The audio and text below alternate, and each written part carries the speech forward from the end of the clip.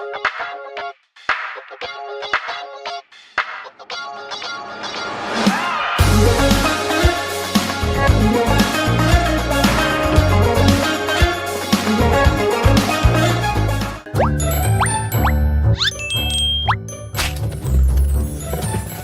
Shopping เพื่อนซี24 ชั่วโมง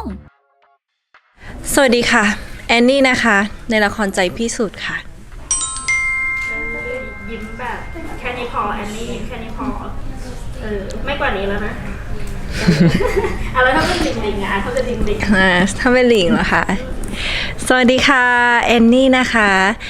ในละครใจพิสูจน์ค่ะตัวละครก็จะมีความสวยมีความเชิดมีความรวยมีความหยิ่งนะคะแล้วก็มีความมั่นใจค่ะชอบที่สุดในตัวแอนนี่คืออะไรคะชอบที่สุดของแอนนี่ก็คือความตรงไปตรงมาของแอนนี่ว่าชอบที่เขาสวยเหมือนเราอุ้ยก็ชอบใช่เอาเป็นยังไงบ้างตอนแรกได้บทแอนนี่มาเขาแบบอันนี้ต้องแบบสัมภาษณ์เป็นแอนนี่ป่ะเนี่ยไม่เป็นหลิงได้แล้วอ๋อโอเคก็ตอนแรกจริงๆคือตอนแรกไม่คิดว่าตัวเองได้ก็คือพ่อหลิงไปแคสใช่ไหมคือก็รู้ว่ามีคนแคสหลายคนแล้วซึ่งหลิงก็คิดว่าหลิงไม่น่าได้เพราะว่าบทมันห่างไกลจากหลิงตอนนั้นแล้วสรุปก็คือได้รับบทแอนนี่แล้วหลิงก็พยายามไปดูว่าแบบคนอื่นเขาเล่นยังไงแต่ด้วยที่ว่าหลิงไม่ได้เติบโตกับ energy นี้อะไรอย่างเงี้ยค่ะมันก็จะมีความแบบความคือตัวของหลิงมันจะมีความช้ามีความแบบค่อยๆพูดช้าประมาณนี้ค่ะส่วนตัวแอนนี่มันก็จะแบบต้องพลังขึ้นมาเยอะเลยมันก็เลยกลายเป็นว่ามันต้องปรับเยอะใช่แล้วก็มันเป็นจิตเขาเรียกว่าจิตเปล่าค่ะแบบจริตมันจะมีจริตที่แบบเราไม่เคยอยู่ในตัวซึ่งพอได้รับบทแอนนี่แล้วมันก็แบบเหมือนเพิ่มอีกเฉดสีเข้ามาในชีวิตหลิงใช่ก็สนุกดีให้เราไปแบบศึกษาดูไหมว่ามันต้องประมาณนี้นะแบบต้องเป็นแบบอะไรอย่างเงี้ยมีไหมมีค่ะตอนนั้นดูใครนะจริงๆตอนนั้นน่ะเหมือนพี่นกบอกว่ามันจะมีความคล้ายตัวละครตัวที่เป็นอะไร landing on you นะของเกาหลีอะค่ะใช่ crash landing on you มันจะมีแบบตัวสองที่หยิ่งขึ้นมาหน่อยแต่ว่าพอแบบเป็นละครไทยก็อาจจะแบบปรับมากขึ้นกว่านี้นิดนึงค่ะซึ่งเข้ากองแรกๆก็ยังปรับจูนกันเยอะอยู่ค่ะใช่ตอนที่รู้ว่าแบบมันต้องแบบมีความแบบร้ายนิดๆอะไรด้วยจริงๆเราไม่ใช่จริงๆเราไม่ได้คิดว่าตัวเองร้ายนะคะก็คือตัวละครก็ทำตามความต้องการของตัวเองถ้ามองในแง่มุมของตัวละครก็คือตัวละครก็ทำตามคำสั่งของแม่ใช่แล้วก็เราไม่ได้ไปแย่งใครถ้าในมุมมองของเราก็คือพระเอกเป็นคู่มั่นของเราแล้วสมัยก่อนคือด้วยความเป็นสาวๆอะค่ะก็ไม่ได้แบบพูดออกมาว่าคือมันจะไม่ได้แบบขอเป็นแฟนก่อนอะไรอย่างเงี้ยคือเราก็เลยทำให้เราคิดว่าเราเป็นแฟนของพระเอกแล้วทีนี้แบบพอนางเอกมามันก็เลยกลายเป็นว่าเราคิดว่าเป็นเพราะว่าเขาความรักเราก็เลยพังด้วยที่ว่าพระเอกมันมีความแบบเจ้าชู้นิดๆอะไรอย่างเงี้ยค่ะเราก็เลยแบบด้วยทางบ้านสอนเรามาอย่างนี้ด้วยว่าแบบเราต้องได้กับนามสกุลของตระกูลนี้เท่านั้นเราก็ยิ่งต้องแบบทำให้สิ่งนี้มันสำเร็จแล้วบทนี้มันก็มีอีกสกิลหนึ่งที่เราต้องไปเพิ่มก็คือเราต้องไปเรียนไอสเกตใช่ซึ่งสมัยก่อนแบบพวกไฮโซอะไรอย่างเงี้ยค่ะก็จะต้องไปเรียนไอสเกตซึ่งมันก็เป็นคอมฟอร์ตโซนของตัวแอนนี่ที่แบบจะได้ระบายอารมณ์ของตัวละครเป็นกิจกรรมของแอนนี่ค่ะจะสนุกไหมพอได้ลองเล่นแบบบทแนวเนี่ยว่าแต่ก่อนหน้านี้แบบหลิงจะแบบเรียบร้อยมาตลอดจริงๆหลิงก็รู้สึกว่าโชคดีมากที่ได้รับบทบาทที่หลากหลายใช่ซึ่งแอนนี่ก็เป็นอีกบทหนึ่งที่ เรียกว่าท้าทายไม่รู้ว่าไลฟ์เขาจะแบบโอเคหรือเปล่าแต่ว่าหลิงก็พยายามปรับแล้ว แต่ว่าหลังจากนี้ก็ถ้าให้เล่นไลฟ์อีกอาจจะต้องเป็นอีกเฉดหนึ่งอาจจะต้องสนุกมากขึ้นอะไรอย่างเงี้ยค่ะอันนี้อาจจะแบบหัดไลฟ์หรือเปล่านะเขาจะคิดว่าเราไลฟ์หรือเปล่านะไม่รู้ เป็นรายที่คนดูต้องแบบเอ็นดู ใช่อาจจะเป็นไลฟ์ที่แบบคนดูเอ็นดูอะไรอย่างเงี้ยค่ะก็ฝากเอ็นดูเยอะๆด้วยนะคะ ที่แบบว่าต้องรับมือหลายคนเลยโดยเฉพาะคนที่คู่กับเราคือพี่จ๊อบ จ็อบปี้จ็อบก็จะเป็นคู่กัด คู่กัดเลยนะ คู่กัดเลยตั้งแต่แรกจนแบบไม่ได้และหลิงหมายถึงว่าตัวแอนนี่มันแบบคนเดียวไม่ได้เรื่องแล้วก็เลยต้องร่วมมือกับพี่จ๊อบไปเพื่อที่จะแยกสองคนนั้นออกมาใช่ รับมือกับเขานอกจอยากไหม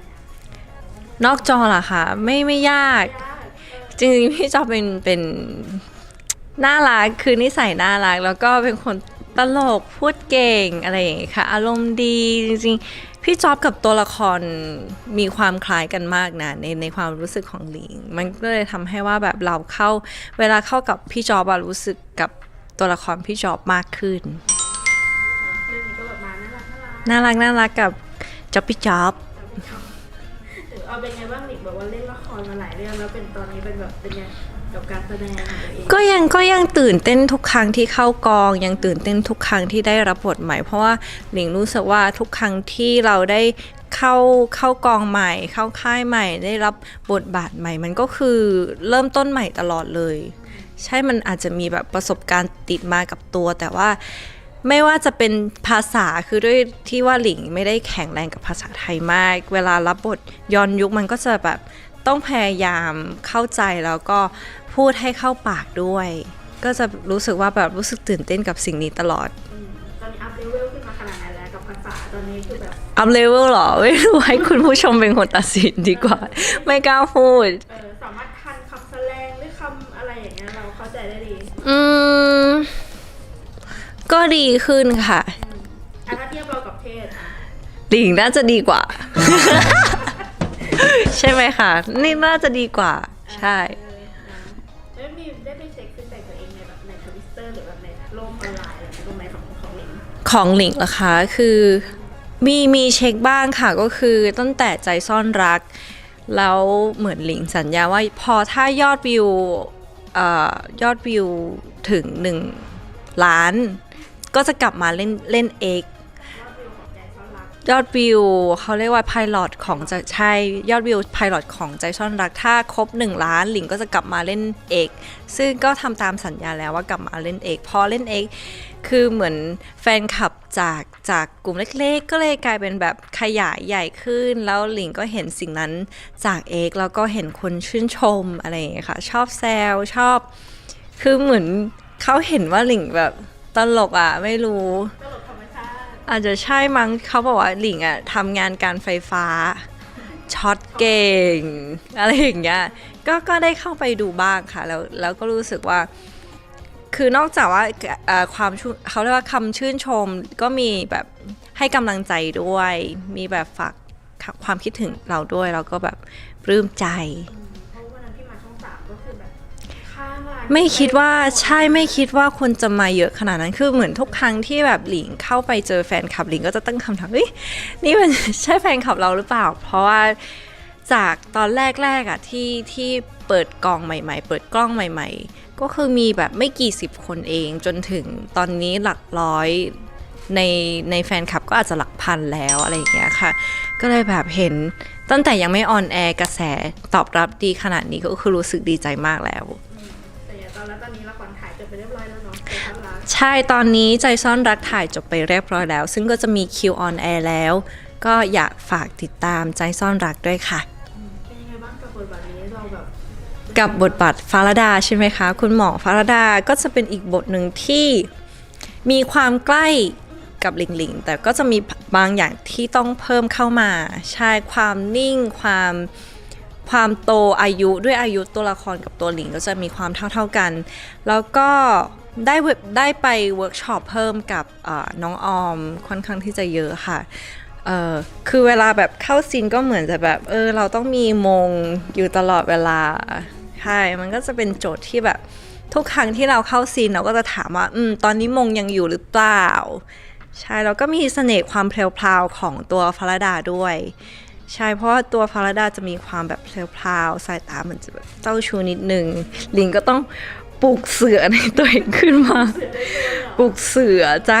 จากน้องโกลเด้นเล็กๆตัวหนึ่งต้องกลายเป็นเสืออะไรอย่างเงี้ยค่ะใช่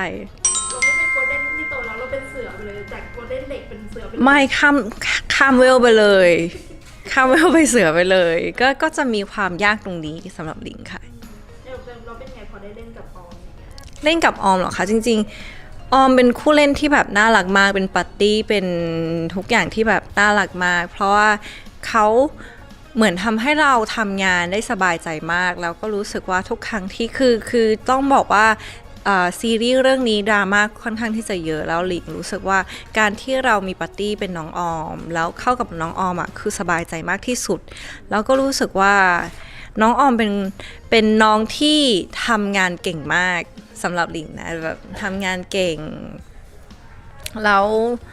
คือเขาแบบจะคอยซัพพอร์ตหลิงตลอดใช่ต้องขอบคุณแล้วก็ชื่นชมน้องออมมากๆอย่างตัวในไทยเราก็จะมีซีนที่แบบชวนเขินเยอะอยู่นะมันแบบอะไรหลิงบอกแล้วตั้งแต่ละครแบบถ่ายไปก็คือฉ่ำทุกอย่างทั้งแบบดราม่าฉ่ำจูบฉ่ำเลิฟฉ่ำใช่ก็ครบรสค่ะละครเรื่องนี้ซีรีส์ใจซ่อนรักเรื่องนี้ค่อนข้างที่จะครบรสเป็นไงเขินไหมต้องเล่นด้วยกันแบบในฉากฟิลแบบนี้อะไรเงี้ยมันก็มีเขินบ้างแล้วก็มีบางอันที่แบบคืออย่างเลิฟซีนอะไรอย่างเงี้ยก็จะมีเขินบ้างเพราะว่าอาจจะแบบตอนแรกๆที่แบบเราก็ไม่รู้ว่าแบบเราควรทำยังไงทำได้มากขนาดไหนอะไรอย่างเงี้ยค่ะซึ่งพ่วงกับพี่นายเขาก็จะปล่อยให้เราใช้จินตนาการใช้แบบเราอยากทำอะไรก็ทำหรือว่าแบบบางครั้งถ้ารู้สึกว่าอย่างนี้จะสวยกว่าไหมอย่างนี้จะดีกว่าไหมเขาก็จะคอยให้คำแนะนำให้คำแบบบีฟเราใช่ก็จะมีความเขินตรงนั้นเหมือนเอาตัวเองไปเล่นแบบมากที่สุดเลยนะตั้งแต่เล่นละครมากับเรื่องเนี้ยใช่รู้สึกว่าใจซ่อนรักเป็นซีรีส์ที่จุดติดมากที่สุดเท่าที่เล่นมาค่ะ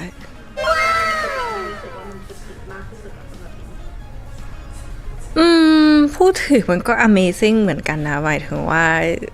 หลิงก็ไม่รู้แต่ว่าอาจจะด้วยคู่เล่นแล้วก็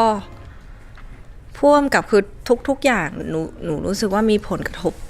กับความรู้สึกของตัวละครแล้วก็ความรู้สึกของหลิงมากใช่